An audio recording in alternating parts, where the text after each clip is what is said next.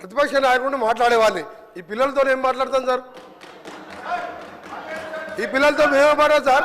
నేను ఒకటి సార్ ఆయన ఒక మాట అన్నాడు, కాళేశ్వరం కమిషన్ హరీష్ రావు అని ఒప్పుకుంటున్నా. నేను ఎక్కడన్నా కమిషన్ ₹1 తీసుకున్నట్టు నువ్వు బినామీ నారాయణ స్కూల్స్ కొన్నావా, కాళేశ్వరం కొన్నావా, కమిషన్ తిన్నావా ప్రూవ్ చేస్తున్నావు.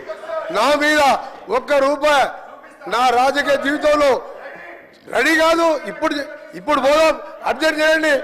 అరే నువ్వు చిన్న మావజాటు అల్లునిగా 10,000 కోట్లు దోచుకున్న దొంగ.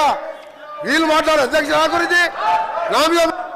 మినిస్టర్ గారు గౌరవ స్పీకర్ గారికి కోరుతా ఉన్నా అధ్యక్ష, హౌస్ ఆర్డర్లు పెట్టేసే కార్యక్రమం చేయాలి.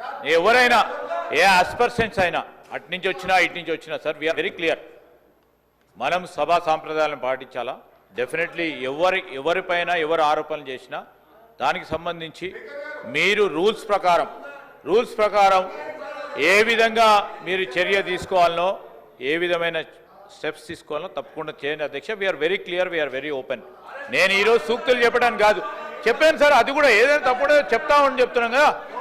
ఈరోజు నేను హరీష్ రావు గారికి కూడా చెప్తా ఉన్నాము, వారు చేసినా మీరు చేసినా ఎవరు చేసినా which is against the principles of legislature should be. ఆ స్టేట్మెంట్స్ కానీ అవి కానీ definitely we will definitely sir. నేను కాదంటే నేను చెప్తా ఉన్నాం కదా. We're not. సమయం 11 అవుతున్నది. ప్రశ్నోత్తరాలలో రెండే క్వశ్చన్స్ అయినాయి.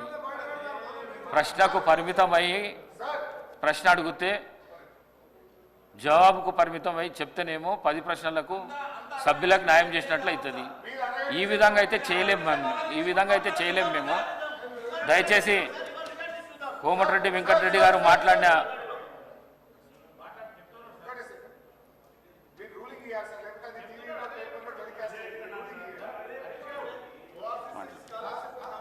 స్పీకర్ సార్, నాది ఒక్కటే రిక్వెస్ట్ మీది, దయచేసి మీరు ఇక్కడ రూలింగ్ ఇస్తేనే సభ రికార్డు నుంచి తొలగిస్తున్నామంటే అది టీవీలో పేపర్లలో టెలికాస్ట్ కాదు, అదర్వైజ్ ఇబ్బంది అవుతుంది. ఇంకొక చిన్న సబ్మిషన్ సార్, మనం నార్మల్గా రోడ్ల మీద డ్రంక్ అండ్ డ్రైవ్ టెస్ట్ చేస్తాము. ఇప్పుడు అసెంబ్లీలో కూడా బయట డ్రంక్ అండ్ డ్రైవ్ టెస్ట్ చేయాల్సిన అవసరం కనబడతా ఉంది. కొంతమంది సభ్యులు పొద్దున్నే బాగా డ్రంక్ చేసి సభలోకి రావడం వల్ల వాళ్ళు ఏం మాట్లాడుతుందో సోయి లేకుండా మాట్లాడే పరిస్థితి వచ్చింది.